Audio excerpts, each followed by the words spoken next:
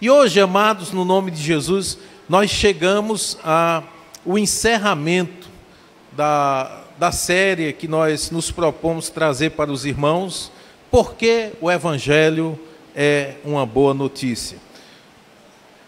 E nós vamos ler o texto que está em Romanos capítulo 3, versículos 21 a 24. Se você puder se colocar em pé para a leitura da palavra de Deus.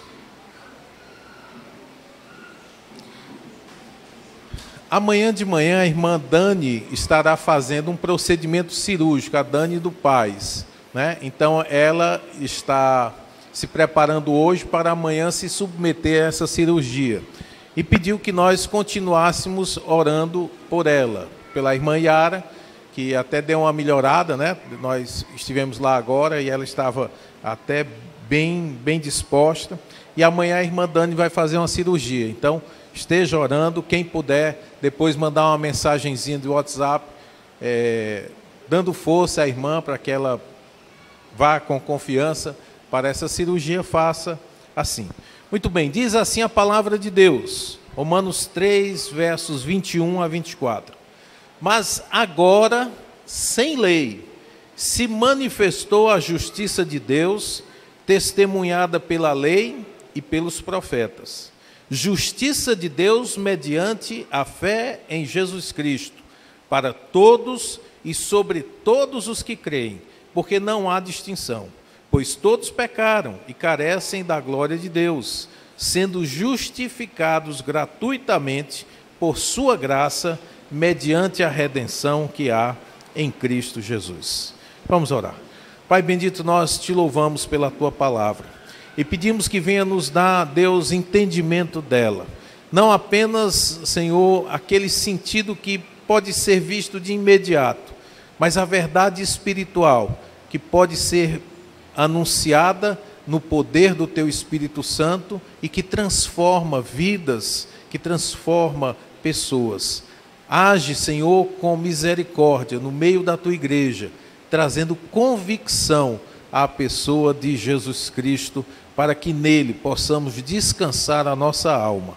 É o que pedimos e já te agradecemos, pois oramos no seu nome, confiados nele, no nome de Jesus. Amém. Muito bem, amados. Como eu disse, nós chegamos ao encerramento desta série e nós nos propomos a pensar e meditar com você, porque Evangelho é uma boa notícia. Para algumas pessoas, o Evangelho se tornou quase uma prisão. Pessoas que são ensinadas que Evangelho é sinônimo de fazer ou deixar de fazer algumas coisas. E aí alguns estão usando aquele termo, fulano é evangélico. E parece que é evangélico porque é caracterizado por uma série de regras e de normas que precisa obedecer, e se não obedecer não é evangélico. Então as pessoas estão perdendo a noção de que o evangelho é uma boa coisa. Eu ouvi alguém certa vez dizer, olha, eu prefiro ser desta tal religião, porque a minha religião não me obriga a nada, ao contrário da religião dos crentes. Ou seja, as pessoas têm uma ideia de que o Evangelho se resume a mandamentos que nós devemos obedecer, e se não obedecermos, nos ameaçam até mesmo com a perdição eterna. Será se isso, de fato, seria uma boa notícia? Você está escravo ao domínio de homens que ditam regras, como você deve se portar ou não? A resposta bíblica é que não. O Evangelho é uma boa notícia, pelo menos por 4 razões. A primeira, por quem nós somos. A Bíblia declara fielmente de que os homens todos pecaram e estão destituídos da glória de Deus. O pecado entrou no mundo através de Adão, e por causa do pecado, a morte se estendeu a toda a raça humana. Não há ninguém que você conheça que ficou para a semente, não é verdade? Por mais velhinho que seja, um dia a morte acontece, um dia a morte visita o lar de todos nós. Então, podemos constatar o fato da morte claramente. E o autor sagrado diz que a razão da morte ter entrado na do homem é o pecado. E por isso todos morrem, porque o pecado é algo universal, algo que se estendeu a toda a raça humana. Se nós somos pecadores, a segunda razão pela qual o Evangelho é uma boa notícia é porque, sendo pecadores, nós teríamos total incapacidade de conviver com um ente sagrado como Deus. Deus é descrito nas Escrituras como um Deus santo, como um Deus bom e como um Deus justo. Por causa da sua bondade, Ele nos ama eternamente, Ele ama toda a sua criação. Deus demonstra graça e misericórdia sobre a raça humana, sobre aquelas pessoas que são revoltadas, são contrárias e, de acordo com a Bíblia, são seus inimigos. E Deus finalmente é justo. Ele não pode ver o pecado e ficar indiferente. Deus não aceita que o pecado se estabeleça. Deus pune o pecado, diz a Bíblia, com a morte. E morte aqui não apenas a morte biológica, a morte física, mas principalmente o sentido bíblico que a palavra dá ao termo morte, que é separação. Porque todos pecaram e destituídos estão da glória de Deus. Esse é o sentido de morte. O salário do pecado é a morte, mas o dom gratuito de Deus é a vida eterna através de Jesus Cristo. Porque Deus é quem Deus é. Nenhum pecador pode se estabelecer na sua presença. Nenhum de nós pode chegar à presença de Deus no nosso estado natural, por causa do pecado. O profeta Isaías vai dizer que a mão de Deus não está encolhida e o seu ouvido não está surdo, para que ele não nos possa abençoar ou ouvir as nossas orações. Mas aí ele completa dizendo: mas as vossas iniquidades fazem separação entre vós e o vosso Deus. O pecado separa o homem de Deus. Você talvez diga: bom, mas eu não me sinto assim tão separado de Deus. Eu até acho interessante a ideia de Deus, eu gosto de Deus. Deus me livre se eu não tivesse Deus. Se há algum interesse da sua parte em Deus, esse interesse só existe porque Deus está chamando você a um relacionamento pessoal com Ele. Vou lhe mostrar bem fácil, você pode perceber isso de maneira bem simples. Pense um pouquinho em quantas pessoas você conhece. Agora pense imediatamente em quantas pessoas que você conhece se interessam pelas coisas de Deus. Eu tenho certeza que você vai identificar mais pessoas que vivem indiferentes para com Deus do que pessoas que de fato se importam e querem saber algo de Deus. Por quê? Porque o pecado separa o homem de Deus. E Deus, sendo justo, não pode ver o pecado sem condená-lo. E a condenação que existe é a morte, é a separação eterna do homem e de Deus. A terceira razão, e nós vimos, é que o Evangelho ele não está tratando apenas das consequências do pecado, mas ele trata da causa do pecado. Porque o nosso coração é um coração duro, é um coração revoltado e rebelde contra Deus. Deus quebra esse coração de pedra e coloca ali um coração de carne. Um coração que é sensível às suas ordens, aos seus mandamentos. Isso Jesus chama de novo nascimento. A Bíblia fala na regeneração. Pedro especificamente vai dizer que ele nos regenerou pela palavra. Através da pregação do Evangelho, as pessoas ouvem, creem, são convertidas e passam a ter um relacionamento pessoal com Deus. E hoje nós vamos pensar na última razão dessas que nós elencamos para justificar porque o Evangelho é uma boa notícia para mim e para você. É porque o Evangelho ele é acessível a qualquer pessoa que creia. A qualquer pessoa que crê. É interessante que quando Deus iniciou o seu relacionamento com a humanidade, Deus não estendeu a sua aliança e a sua promessa de salvação para toda a raça humana. Deus escolheu no meio de todos os povos um único povo. O povo que foi iniciado da linhagem de Abraão. naquele povo, Deus resolveu manifestar o seu poder, como que preparando um berço, como que preparando uma etnia, uma raça, para receber aquele que sim, estenderia a todas as famílias da terra a promessa de salvação. Deus não tratou de maneira igual aquelas pessoas no passado. Deus mostrou misericórdia para com a descendência de Abraão. E ele determinou, já desde Abraão, que nós haveríamos de ser justificados aos seus olhos mediante a fé. O Evangelho é uma boa notícia, porque nós, ou qualquer pessoa, podemos desfrutar da paz com Deus, se crermos. O texto que nós lemos no início desse culto, Romanos 3, versos 21 a 24, o verso 22 em diante, ele fala da justiça de Deus mediante a fé em Jesus Cristo para todos e sobre todos os que creem. Isso, como eu disse, é algo que vem a partir da pessoa de Jesus Cristo. Anteriormente, a aliança com Deus era limitada ao povo hebreu, era limitada aos descendentes de Abraão. Ele havia crido em Deus, diz lá Gênesis capítulo 15, versículo 6, ele creu em Deus e aquilo foi imputado por justiça.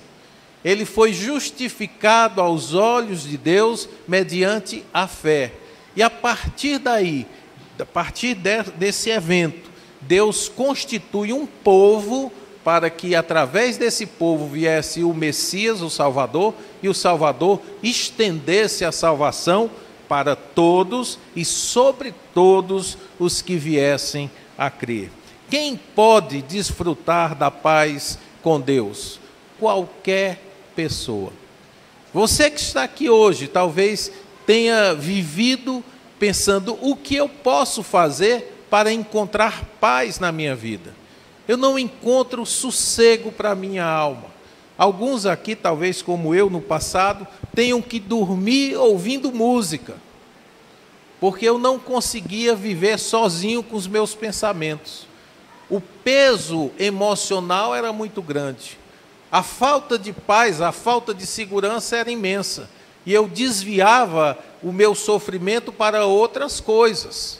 E quando de noite você já não tem muito o que fazer, né? Às vezes assistia televisão até dormir e a televisão ficava acordada. A televisão ficava ligada, né? A televisão acordada é meio difícil, né? Dormia com a televisão ligada, porque o silêncio me levava a pensar em quem eu era, em quão perdido eu estava, naquela falta que às vezes a gente não sabe nem colocar um nome, mas sente, percebe que ela está em nós. Essa falta de paz, essa falta de rumo na vida, pode ser preenchida quando nós nos encontramos com o príncipe da paz. E este é Jesus Cristo.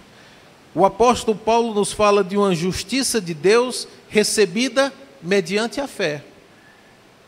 Esta justiça de Deus é a razão da nossa paz. Quando você sabe que não deve mais nada a Deus, quando você pensar talvez que todas as suas contas estão pagas, que você não deve mais nada a ninguém, talvez você consiga deitar e dormir tranquilo. Alguns dormem mesmo sabendo das dívidas, né?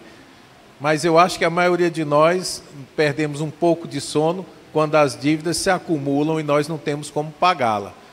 Mas veja bem, quando nós nos encontramos com esse príncipe da paz, quando sabemos que temos paz com Deus, nós podemos desfrutar completamente da tranquilidade, da segurança que obtemos mediante a fé. Veja que o texto continua dizendo que a fé em Jesus Cristo, a justiça de Deus imputada a nós mediante a fé em Jesus Cristo é para todos e sobre todos. E ele diz, porque não há distinção, pois todos pecaram.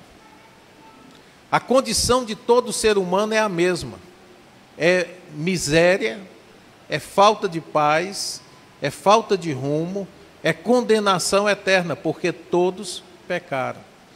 Mas da mesma maneira como todos estão debaixo dessa condenação, todos pecaram e carecem da glória de Deus, o versículo 24 nos declara que todos podemos ser justificados gratuitamente por sua graça, mediante a redenção que há em Cristo Jesus. Assim como todos morrem no seu pecado, todos podem ser aceitos por Deus mediante a fé em Jesus Cristo. Alguns talvez digam, pastor, é porque o senhor não conhece a minha vida, o senhor não sabe da minha história. Olha, eu não sei a sua história, mas Deus sabia. E quando ele disse que essa justiça de Deus seria implantada para todos e sobre todos, ele pensava também em você. Justiça de Deus, mediante a fé em Jesus Cristo, para todos e sobre todos os que creem. A pergunta que nos chega, e por isso justificamos que o Evangelho é uma boa notícia, é como um ser humano cheio de pecados pode ser aceito por um Deus tão santo. O problema que nós encontramos foi o que já foi exposto, e como o apóstolo Paulo declara aí em Efésios 2, Romanos 5, o problema da humanidade somos nós. Nós somos pecadores, nós somos aqueles que erramos, nós somos os que estragamos, nós somos os que quebramos o plano perfeito que Deus planejou para a humanidade. Deus cria o homem em um jardim belo, dá a ele toda a capacidade de administrar esse jardim, dá a ele tudo o que precisa para comer, e o homem se revolta contra Deus. Como nós falamos aqui no domingo passado, a partir de Adão, como naquela brincadeirazinha do dominó que a gente coloca uma peça após uma peça, e empurramos a primeira e as demais todas caem em seguida, assim também nós, a partir de Adão, todos nós caímos no pecado. Cada um de nós, independentemente dos outros, somos nós mesmos os causadores do nosso destino mau. Efésios 2, versículos 1 e 3 descreve o estado do homem antes de Jesus. Nós estávamos mortos em vossos delitos e pecados, nos quais andaste outrora, segundo o curso deste mundo, segundo o príncipe da potestade do ar, do espírito que agora atua nos filhos da desobediência. Aí ele está falando de uma força espiritual da maldade. Algumas pessoas dizem, o mal não existe, o mal é simplesmente a ausência do bem. Não é verdade. A Bíblia declara especificamente que nós, antes de conhecermos a Cristo, andávamos segundo o príncipe da potestade do ar, o espírito que agora atua nos filhos da desobediência. É aquela inclinação maldosa, diabólica, em que as pessoas não se importam com o que Deus pensa. Você vê isso todos os dias. Talvez não muito forte na sua vida, talvez muito forte em você, mas nós podemos ver no ato de algumas pessoas que fazem coisas extremamente ofensivas para a moral, para o pudor. Pessoas que simplesmente cometem atos bestiais que os tornam quase animais. Eu recentemente vi, para minha tristeza, eu vi o vídeo de um jovem que foi abordado numa esquina e parece que era um menor de idade abordando outro adolescente. Não sei se alguém já chegou a ver esse vídeo. E parece que o assaltante fala alguma coisa para ele, pedindo a mochila ou alguma coisa. E aquele adolescentezinho, talvez de uma maneira instintiva, ele segura a mochila e corre do assaltante. A uma distância como eu estou aqui para Ana Carla, o assaltante saca a arma e atira mortalmente na cabeça daquele adolescente. O adolescente caiu morto. Até a queda dele a gente vê que não há mais vida naquele corpo. Ele cai com a cara no chão e sem vida. Aquilo me causou uma revolta tão grande. Porque eu tenho 3 filhos adolescentes. E eu fico pensando exatamente se um dos meus filhos inocentemente não tomaria aquela posição de tentar correr para defender um celular, para tentar defender, para poupar uma mochila, alguma coisa. E uma pessoa do bem é morta por um encapetado desse, que não valoriza sequer a vida de outra pessoa. O mundo, meus queridos, está andando debaixo da vontade do príncipe da potestade do ar e do espírito que agora atua nos filhos da desobediência. Agora, se você pensa assim, bom, isso é só o caso desse ladrão. Olha o texto bíblico que continua dizendo, entre os quais, o quê? Entre os quais, quantos? Alguns de nós? Todos nós andávamos. O problema do ser humano é que todos nós estamos nessa onda de sermos guiados pelo espírito do mundo, pelo espírito diabólico. Todos nós andávamos nessa disposição mental reprovável. E andávamos segundo as inclinações da nossa carne, fazendo a vontade da carne e dos pensamentos, e éramos, por natureza, filhos da ira, como também os demais. A descrição que o apóstolo Paulo faz a respeito da raça humana é terrível. Talvez você se ofenda com isso, eu espero que se ofenda sim, porque é sinal que a palavra de Deus está falando para você. Se você ficar indiferente a isso, ai de você.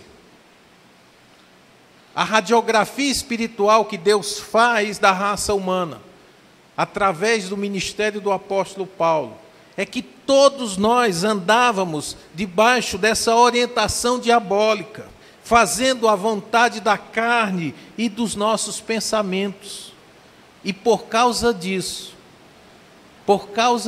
nós éramos filhos da ira. Existe uma concepção errada, e muitas vezes eu já ouvi isso, de algumas pessoas dizem assim, ah não, eu quero esse benefício porque eu também sou filho de Deus. Eu sou filho de Deus, eu também sou filho de Deus. E quando eu pergunto, por que você é filho de Deus? Ah, porque todos nós somos filhos de Deus. Não. Enquanto não nos encontramos com Jesus Cristo para que Ele mude a nossa adoção, antes que Ele mude a nossa paternidade, diz a Bíblia, nós somos filhos da ira. A ira de Deus permanece sobre aqueles que vivem no pecado. Você lembra que nós falamos na segunda parte dessa mensagem sobre Deus que é justo? E que a sua justiça demandava a execução de uma pena sobre aqueles que eram contrários aos seus ensinamentos? Pois é, a ira de Deus permanece sobre aqueles que não querem nada com Jesus Cristo. Romanos 5,12, o apóstolo também diz, portanto, assim como por um só homem entrou o pecado no mundo, e pelo pecado a morte, assim também a morte passou a todos os homens, porque todos pecaram. Eu quero que você compreenda que o nosso maior problema não é nos faltar dinheiro, nosso maior problema não é nos faltar educação, nosso maior problema não é nos faltar saúde, o nosso maior problema é porque nós estamos apartados de Deus, distantes de Deus, porque o mundo jaz no maligno, porque as pessoas são guiadas por essa força diabólica do mal, porque as pessoas sem Cristo fazem a vontade da carne e dos pensamentos e atraem sobre elas a ira de Deus. Se o problema da humanidade é este, nós podemos pensar qual é a solução que as pessoas têm procurado dar a este dilema. A solução dos homens é muito simples, e você vai ver que é a que nós normalmente fazemos, antes de conhecermos o Evangelho. Nós achamos que se fizermos tudo bem, que se fizermos tudo direitinho, Deus vai ser legal com a gente. Deus vai ser bom para a gente. Deus vai nos aceitar como seus filhos se nós formos bons. Não é isso que a gente pensa? Que por meio da nossa própria justiça, por meio das nossas próprias boas ações, por meio dos nossos atos justos, Deus vai olhar para a gente e vai dizer: puxa vida, esse cara é legal, é diferente daqueles outros. Eu vou ter algum relacionamento com ele, vou chamá-lo para ser meu filho, porque ele é uma pessoa do bem. O nosso primeiro desejo é tentarmos comprar o favor de Deus pelas nossas próprias ações. A solução dos homens é a lei, a obediência da lei de Deus. E nisso se gastam e tentam fazer o melhor que podem.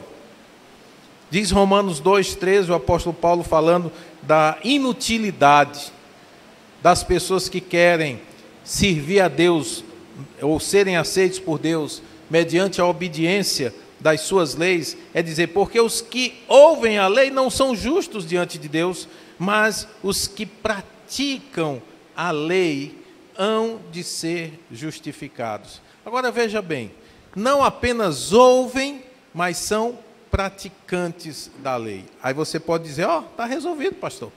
Aqueles que praticam a lei vão ser justificados. Ok, tudo bem. Vamos pensar um pouquinho aqui. Vamos juntar aqui somente os 10 mandamentos, para ver se você passa no teste. A Bíblia diz que nós não devemos matar ninguém. Ok? Talvez a maioria de vocês dê um suspiro de alívio dizendo: graças a Deus, nunca matei ninguém. Né? Alguns talvez não possam dizer isso. Mas talvez a maioria diga: nunca matei ninguém, nunca derramei sangue, nunca fiz o mal para ninguém. Ok? Jesus vai interpretar isso aí e dizer: toda vez que você se ira contra alguém, você se torna homicida. Opa, complicou a vida. Porque eu duvido que haja alguém neste auditório que não tenha tido raiva ou mesmo ódio contra alguém. Então pronto, você já se tornou um homicida aos olhos de Deus. Talvez você diga: bom, mas isso aí é muito forte, pastor. Ok, vamos pensar agora em mentir. Quem aqui jamais mentiu ou contou uma mentira? Se alguém dissesse que nunca mentiu, eu ia dizer: mentiroso. Já acabou de mentir. O apóstolo João vai dizer que se dissermos que não temos pecado, somos mentirosos, e a verdade não está em nós. Então, na pior das hipóteses, irmão, você já pode dizer aí que você é um assassino mentiroso. E quem nunca cobiçou o que era do próximo? Eu jamais cobicei, pastor. Me diz uma coisa: você nunca quis ter um emprego melhor do que o que você tem? Talvez vendo a situação, a vida folgada que algumas pessoas têm. Não vai estudar, não vai fazer nada, mas cobiça o que o outro tem. Né? Você olha o carro de alguém e diz assim: eu queria ter um carrão desse. Não é seu, você está cobiçando o que não é seu. Então você já é um ladrão, você cobiça, você mente e você é assassino. Se nós deixarmos apenas esses 3 pecados, nós podemos fazer a seguinte classificação: quem nunca pecou deste lado, quem alguma vez pecou para este outro.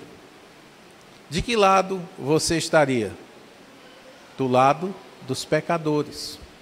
Tiago, irmão de Jesus, diz que quem guarda toda a lei, mas tropeça em um só ponto, se torna transgressor da lei.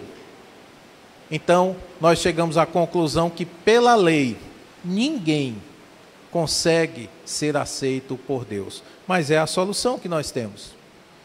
E nós tentamos fazer isso. Eu vou tentar guardar a lei de Deus, eu vou tentar ser um bom filho, eu vou tentar ser um bom marido, eu vou tentar fazer coisas boas, para quem sabe, no dia do juízo, Deus possa pesar as minhas boas obras e as minhas obras más, e as boas sejam maiores do que as más. E Deus diga, tudo bem, você passou por média, passou de ano, foi aceito.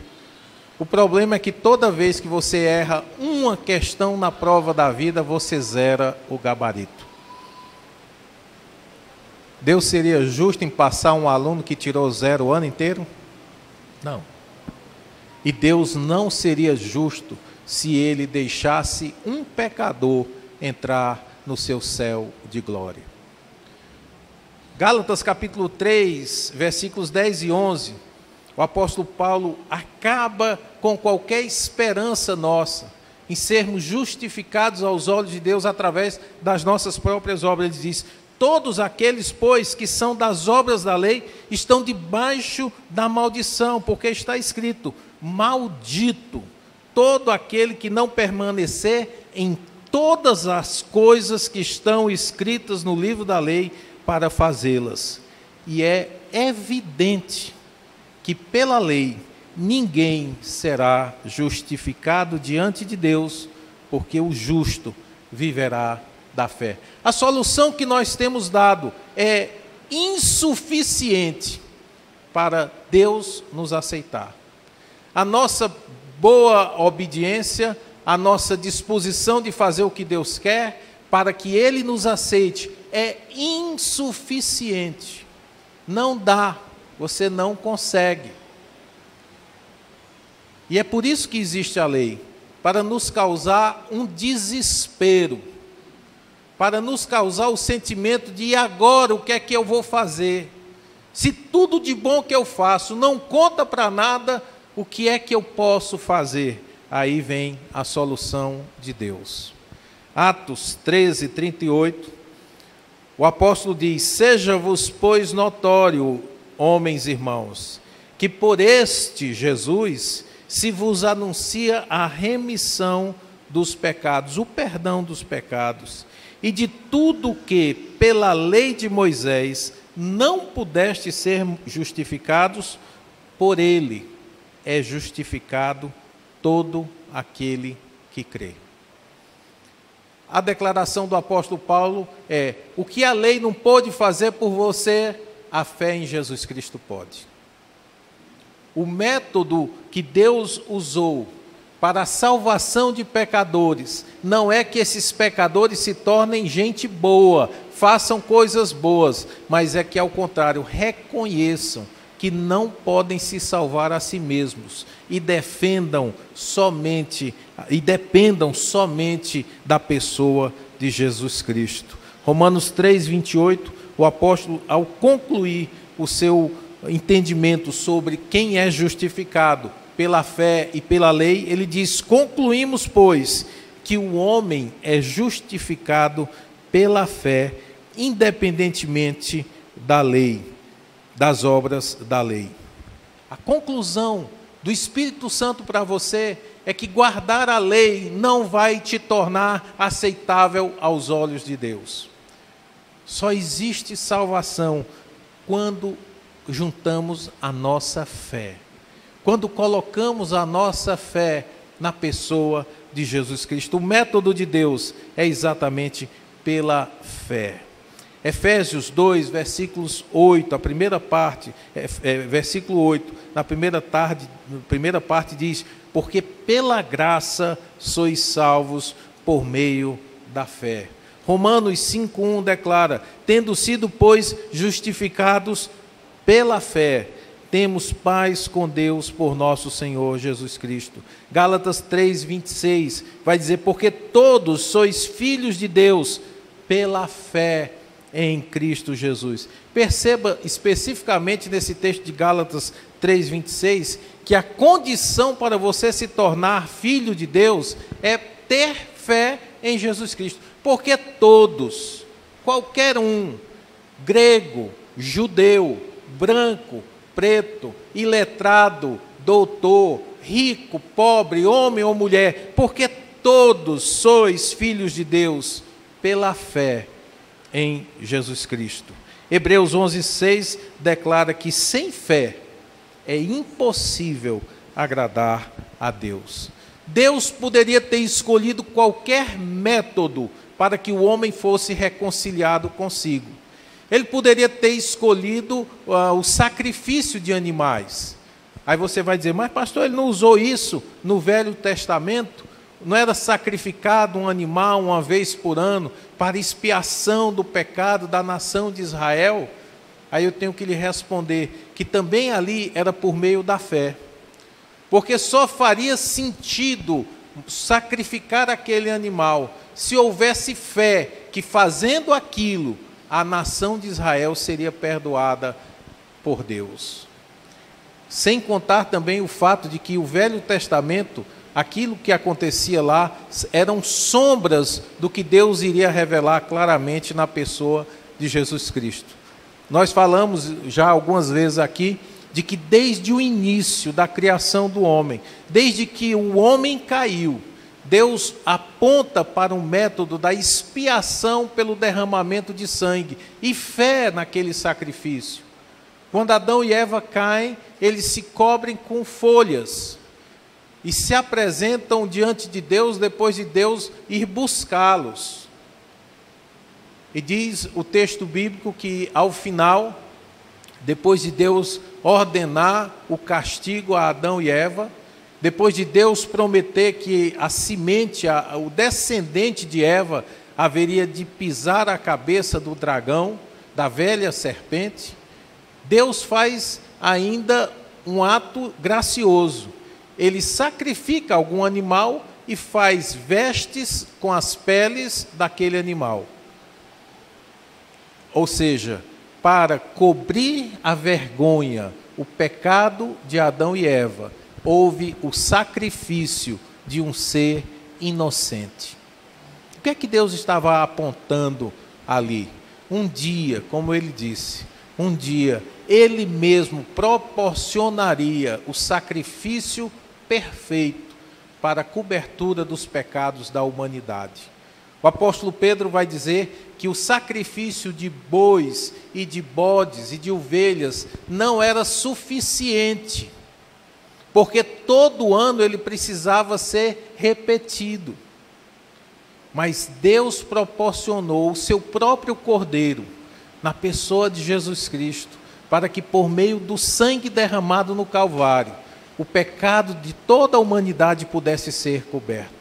Não há agora ninguém que esteja longe da possibilidade de ser aceito por Deus mediante a fé em Jesus Cristo. Se você resiste, se você não deseja ser perdoado por Deus, você tem que rejeitar a fé.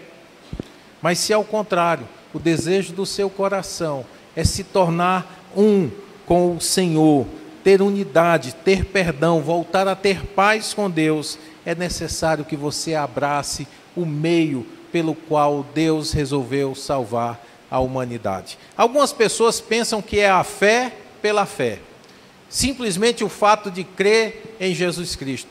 Mas a fé não é o que salva você. É o sacrifício de Jesus feito na cruz que é suficiente para perdoar os seus pecados. Vamos supor que você fosse tomado como refém por um grupo islâmico terrorista. Lá está você num campo de concentração. E como eu gosto muito de você e de filme de ação, eu chamo alguns irmãos aqui da igreja e digo, vamos salvar aquele irmão que está na mão dos terroristas. E aí a gente contrata um helicóptero, né? Vestimos aquelas roupas de guerra, pintamos o rosto, descemos ali naquele campo de concentração, resgatamos você, colocamos dentro do helicóptero e voltamos felizes para Parnaíba. Se você disser, olha, eu fui salvo por causa da minha fé, você vai estar mentindo, você foi salvo porque nós fomos lá lhe buscar. A fé não teve absolutamente nada a ver com o seu resgate. O fato em si de nós termos ido é que te salvou. Da mesma maneira, Jesus Cristo. Não é a fé pela fé. É o que Jesus Cristo fez por nós, indo nos resgatar, indo nos buscar lá no campo do inimigo e nos trazer com sua poderosa mão para o reino de Deus. Isso é que nos faz aceitáveis aos olhos de Deus. Mas como eu me aproprio disso, uma vez que eu não estava lá na Galileia, na época que Cristo viveu? Somente por meio da fé. Esse é o método que Deus usou. Mas não é a fé pela fé que salva você, é o sacrifício expiatório de Jesus por você. O método de Deus é pela fé. Nós vemos isso em Gênesis capítulo 15, como eu falei para você. Não vou ler o texto todo, vou deixar apenas o versículo 6. Abraão creu no Senhor, e isto lhe foi imputado por justiça. Que tipo de fé nos torna aceitáveis aos olhos de Deus? Como eu disse primeiro, não é fé por fé. É necessário que a fé tenha um conteúdo, e é necessário que você creia em Cristo e na sua morte expiatória e substitutiva. Queridos, algumas pessoas têm a compreensão errada de Jesus. Muitas pessoas pensam que Jesus Cristo foi um grande doutrinador. Ele veio ao mundo nos ensinar a paz e a tolerância. Pode ser, mas não foi essa especificamente a sua missão. Ele veio ao mundo nos ensinar a amar a Deus. Pode ser, mas não foi isso que Deus ordenou quando enviou à terra. Ele veio nos dar um bom exemplo. É verdade, Cristo é um bom exemplo, mas não foi para isso que ele veio à terra. Para que Cristo veio à terra? A Bíblia é clara quando diz: Jesus Cristo veio morrer pelos pecadores. Algumas pessoas falam, até em tom de brincadeira, que se casamento fosse bom, Cristo tinha se casado. Mas é falso esse pensamento, porque Cristo não veio à terra para ser como um ser humano comum. Ele veio aqui sabendo que iria ser dado em sacrifício para a remissão dos que crê. Veja o que o profeta Isaías nos diz em relação a Jesus: ele verá o fruto do trabalho da sua alma e ficará satisfeito com o seu conhecimento. O meu servo, o justo, justificará a muitos, porque as iniquidades deles levará sobre si. Profeta Isaías, centenas de anos antes de Jesus pisar nessa terra, ele profetiza que as nossas iniquidades seriam levadas sobre Jesus. Isso se cumpre quando Jesus está pendurado lá na cruz do Calvário. E ele grita: Eli, Eli, lama sabachthani. Deus meu, por que me desamparaste? Naquele momento terrível na cruz, em que os pecados do povo de Deus é colocado sobre Cristo, Deus vira o seu rosto do nosso Salvador. Deus não suporta o pecado. E Jesus Cristo se sente ali, naquele momento, como que um ferido por Deus, aflito por causa dos nossos pecados.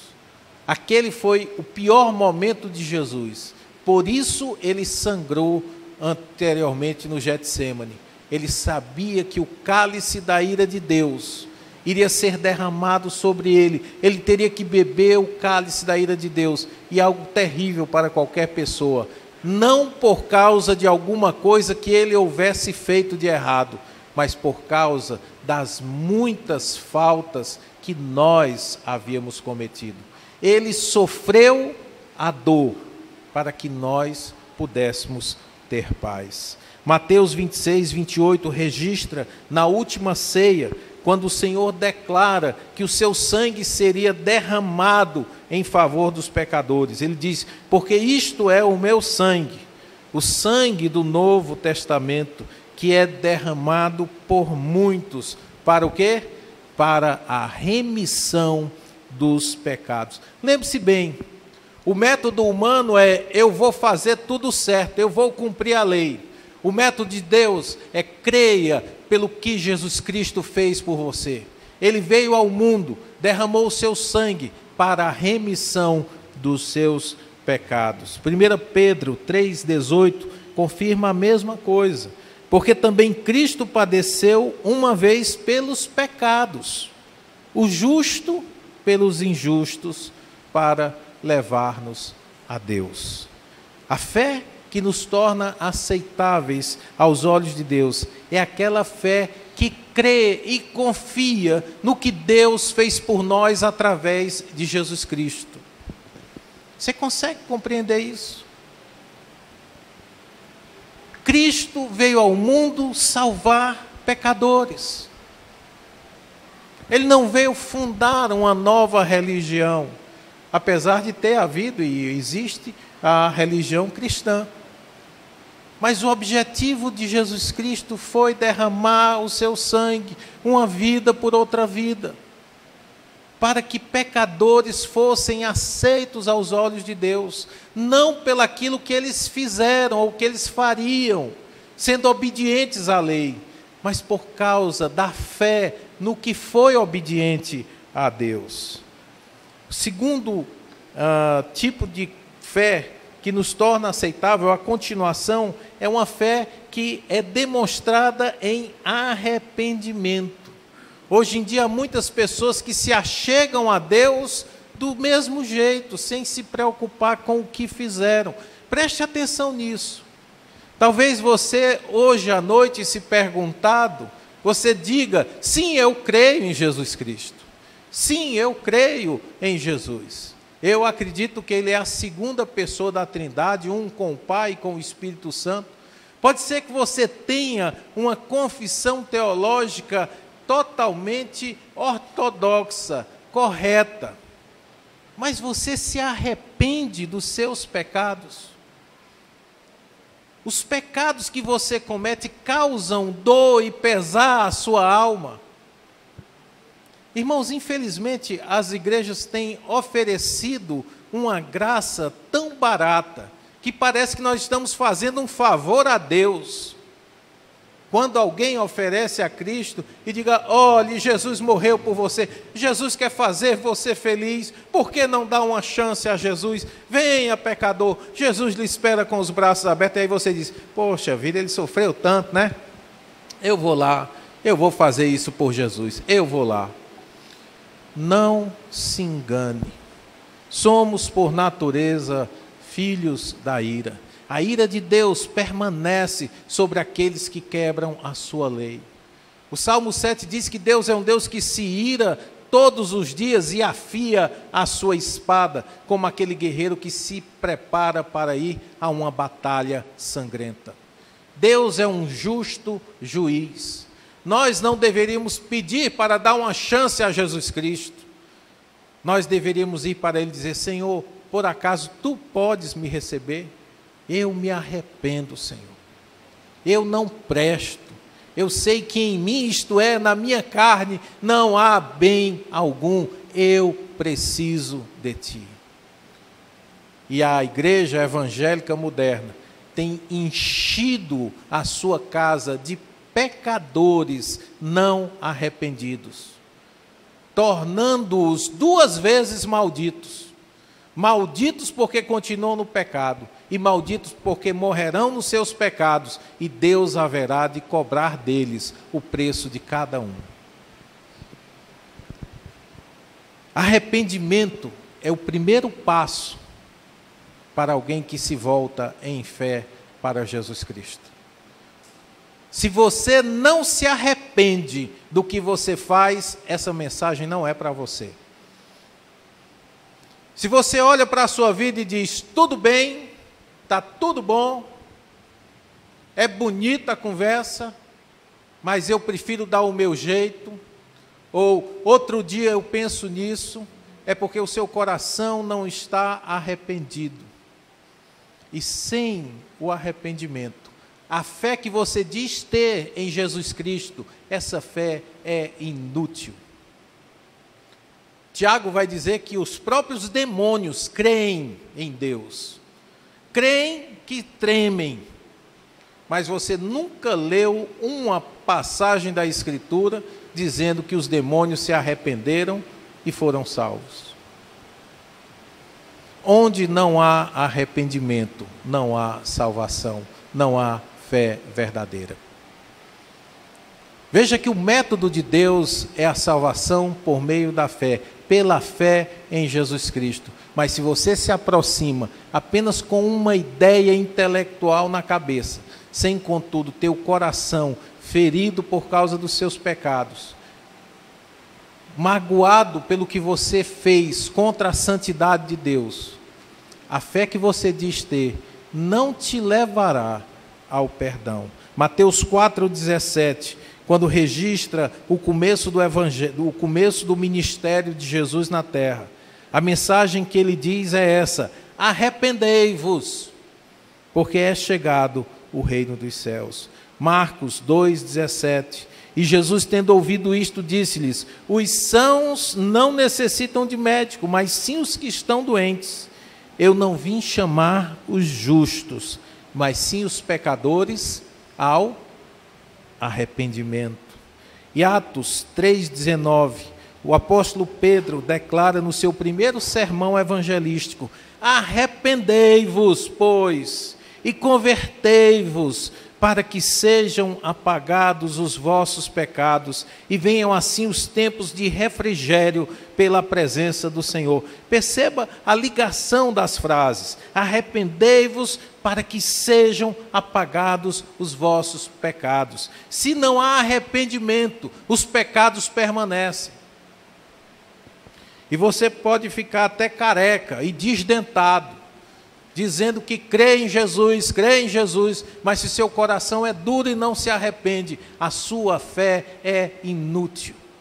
A verdadeira fé, dizem os teólogos, envolve 3 elementos básicos. Primeiro, você precisa ter algum conhecimento e compreensão dos fatos do Evangelho. Quando nós começamos essa série, nós falamos em 1 Coríntios capítulo 15, versículo 3, em que o apóstolo Paulo diz: porque eu vos entreguei o que também recebi, que Cristo Jesus morreu pelos nossos pecados, segundo as Escrituras. Você precisa saber que Deus permitiu que o seu filho fosse sacrificado em seu lugar, em lugar de pecadores. Você precisa conhecer isso. O fato de você simplesmente crer em Deus não basta. O fato de você simplesmente crer que Deus é um Deus justo, é um Deus bom, é um Deus santo, não basta. É necessário que você saiba que Cristo derramou o seu sangue para que todo aquele que nele crê não pereça, mas tenha a vida eterna. Também é preciso que você concorde, tenha convicção destes fatos do Evangelho. Acreditar que é verdade o que a Bíblia diz, quanto a quem você é e quanto a quem Deus é. Se você não admite que é um pecador, condenado por causa dos seus pecados, você jamais vai procurar um Salvador. E a menos que você creia que Jesus Cristo é um Salvador perfeito, você não irá procurar a salvação através dele. Você vai procurar a salvação através das suas boas obras. Não somente ter um conhecimento, não apenas ter convicção desses fatos, é necessário também que você tenha uma decisão de colocar a sua fé, a sua confiança na pessoa de Jesus Cristo. É o elemento subjetivo. Eu posso expor todo o Evangelho para você, como eu estou fazendo agora. Mas se no final das contas você não tomar uma posição, se você não decidir se arrepender e colocar a sua fé no que Jesus Cristo fez por você, vai ser totalmente inútil. Você terá o conhecimento do que eu lhe falei.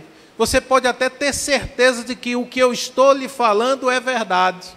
Mas se o seu coração não se decidir a voltar-se para Jesus com fé e dizer: Jesus, filho de Davi, como disse o cego no caminho de Jerusalém, tem compaixão de mim. Se você não se voltar com fé e decisão aos pés do Senhor e dizer: salva-me, porque eu vou morrendo, eu vou perecendo, e se eu morrer sem o teu perdão, certamente serei condenado. Se você não se decidir por Jesus, mesmo que você saiba quem Ele é, mesmo que você saiba o que Ele fez, você não terá a fé verdadeira. João 3,14. O Senhor nos diz: e como Moisés levantou a serpente no deserto, assim importa que o Filho do Homem seja levantado, para que todo aquele que nele crê não pereça, mas tenha a vida eterna. Porque Deus amou o mundo de tal maneira que deu o seu Filho unigênito, para que todo aquele que nele crê não pereça, mas tenha a vida eterna. Porque Deus enviou o seu Filho ao mundo, não para que condenasse o mundo, mas para que o mundo fosse salvo por ele. Quem crê nele não é condenado, mas quem não crê já está condenado, porquanto não crê no nome do unigênito Filho de Deus. Veja quantas vezes o apóstolo João faz menção à necessidade de nós crermos. Versículo 15, para que todo aquele que nele crê não pereça. Ele repete no verso 16, para que todo aquele que nele crê não pereça. Versículo 17, versículo 18, quem crê nele não é condenado. Deus resolveu salvar pecadores. E o método que Ele escolheu para nós nos apropriarmos do sacrifício que Jesus Cristo fez por nós é a fé em seu Filho. Crermos em quem Ele é, crermos naquilo que Ele fez e entregarmos, de fato, a nossa vida aos seus cuidados. Não dependermos mais das nossas boas obras para sermos aceitos por Deus, mas dependermos da justiça de Cristo feita para ser colocada sobre nós. Atos dos Apóstolos, versículo 16, 30, nos fala de um evento bastante interessante. Paulo e Silas tinham sido presos. E ali naquela prisão houve um fato inusitado, um grande terremoto. O carcereiro ali de Filipos, ele resolve se matar, porque achou que todos os presos tinham fugido. E naquele tempo era uma desonra, quando alguém recebia uma designação de cuidar de um preso e essa pessoa fugia. Então o carcereiro resolve se matar e Paulo diz: não se mate, porque nós estamos todos aqui. Aquele homem é chocado pelo que ele havia ouvido Paulo e Silas cantarem durante a sua prisão. E diz o versículo 30, tirando-os para fora da cela, disse-lhes: senhores, que é necessário que eu faça para me salvar? E eles disseram: crê no Senhor Jesus Cristo e serás salvo, tu e a tua casa. Talvez você faça essa pergunta também hoje à noite. Pastor, o que é que eu preciso fazer para ser salvo? O que é necessário que eu faça para ser salvo? Eu não posso lhe dar outra resposta, senão aquela que o apóstolo deu ao carcereiro: creia no Senhor Jesus Cristo. Creia no Senhor Jesus Cristo. Porque o Evangelho é uma boa notícia para nós. O Evangelho é uma boa notícia porque você pode ser salvo, se crê que Jesus Cristo é o Filho de Deus. Você crê? Você crê?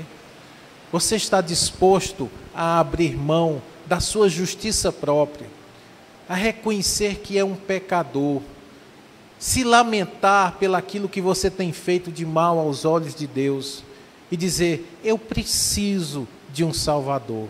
Jesus Cristo morreu por pecadores, pois Ele morreu por mim. Eu quero também ser perdoado. Algumas pessoas dizem: eu sempre fiz isso, eu sempre acreditei, eu sempre aceitei Jesus, todos os dias a gente aceita Jesus na nossa vida. Bom, se assim é verdade, deixe-me perguntar uma coisa a você. Você sabe que está plenamente perdoado? Se hoje você morrer, não desejo isso a ninguém, mas se hoje você morrer, você tem certeza absoluta que os seus pecados estão perdoados e que Deus lhe receberá nos céus? Ou talvez você diga: pastor, eu não sei, só Deus sabe. Pastor, eu espero que sim, porque eu tenho feito tudo o que eu posso para ser salvo. Se você não tem a certeza, ou se você está colocando essa certeza para quando você morrer, para quando chegar lá e Deus olhar na sua ficha, ver se você crê ou não, o fato é que você ainda não creu em Jesus Cristo para a salvação da sua vida. Por quê? Porque você até sabe do que a Bíblia diz, mas você ainda não confiou no que a Bíblia diz. Porque se você confia na palavra de Deus, se você confia no que a palavra de Deus diz, não há qualquer razão para você duvidar do perdão dos seus pecados. Se você continua achando que precisa fazer algo, fazer mais, ser mais santo, ser mais puro, para que chegue no céu e Deus te aceite, você está dependendo da lei, você está dependendo da obediência da lei. É necessário que você abra mão disso e diga: eu não confio em outra coisa, senão no sacrifício que Jesus Cristo fez por minha vida. A decisão é sua. Por isso que eu lhe pergunto: você crê? Você crê? Você está disposto a dar esse passo de fé em direção a Jesus Cristo? Abrir mão da sua justiça própria e dizer: eu confio somente nele. Nada em minhas mãos trago, senão o desejo de te servir. Nada. Não trago boas obras, não trago presentes, não trago nada. Eu apenas descanso no que o Senhor fez por mim. É o que você quer? Eu queria que nesse momento nós orássemos. Queria que você pensasse um pouco sobre isso que nós falamos agora. O Evangelho é de fato uma boa notícia para nós. O Evangelho é a melhor notícia que você poderia receber. Você é pecador e Deus é um Deus santo. Pelos seus pecados você ofende de várias maneiras a este Deus santo. E é justo se Deus condenar você eternamente. Deus não é obrigado a aceitar o seu erro. Deus não é obrigado a aceitar os seus pecados. Mas a boa notícia é que Deus amou você de tal maneira que deu o seu Filho Jesus, para que, se você nele crer, não venha a perecer eternamente, mas ter vida com ele. Pastor, o que eu devo fazer para ser salvo? Creia no Senhor Jesus Cristo e você será salvo. Queria que você conversasse agora com ele, com Jesus Cristo. A Bíblia diz que onde 2 ou 3 se reúnem em seu nome, ali ele está presente, e ele está presente aqui hoje. E talvez falte a você esse momento de olhar para si mesmo e dizer: Jesus, eu quero que o Senhor mude a minha vida. Eu me arrependo, Senhor, de tantas coisas erradas, tantos caminhos errados que eu já tomei ao longo da minha vida. Mas hoje a palavra diz que o Senhor veio ao mundo, foi morto e derramou o seu sangue para a salvação de pecadores, e que esse perdão está oferecido a todo e qualquer ser humano que declare a sua fé em Jesus Cristo, que creia em Jesus Cristo. E nesta noite, Senhor, eu me arrependo e peço a Ti: Jesus, salve a minha vida, tenha compaixão de mim que sou pecador, me salve, eu preciso de Ti. Senhor Deus querido, Pai amado, muito obrigado por Jesus Cristo. Ninguém nunca nos amou como Ele, a ponto de dar a sua vida por pecadores, rebeldes, imundos, pessoas totalmente depravadas, que viviam fazendo a vontade da carne e dos pensamentos, que eram conduzidas nos seus pensamentos e nas suas ações pelo diabo, que por natureza eram filhos da ira, eram teus inimigos. Obrigado porque o Senhor não veio para os justos, mas veio para pecadores. Eu sou pecador, Senhor, então eu creio que o Senhor veio também por mim, como também por esse, por aquele que esta noite estão dizendo: obrigado, Jesus, porque o Senhor veio morrer no meu lugar. Eu recebo pela fé o perdão que o Senhor oferece, e eu me comprometo a viver para o louvor da glória do Teu nome. Senhor, a Tua palavra diz que o Teu Espírito Santo haveria de nos confirmar, nos convencer do pecado, da justiça e do juízo, para que por meio dessa convicção nós nos voltássemos para o Teu Filho Jesus. Ele, que é aceito no céu pela sua perfeição absoluta, pode salvar eficientemente, eficazmente todos aqueles que se achegam a Ti por meio dele. Muito obrigado, Pai, e salva aqueles que o Senhor tem ordenado para a vida eterna. Traz convicção aos seus corações, traz o desejo de se voltarem para o Teu Filho Jesus, abandonando o pecado, dando as costas para o pecado e desejando ardentemente viverem uma vida nova, uma vida reta, junto com Jesus Cristo. Abençoa-nos, Deus querido, abençoa aquele que nesse momento está fazendo uma oração de entrega ao Senhor, porque o Senhor é um Deus bom, longânimo, justo, que nos ama e nos atrai com laços de amor para Teu Filho Jesus. Muito obrigado, nós Te agradecemos, em nome de Jesus Cristo, nosso Salvador e Rei. Amém e amém. Graças a Deus.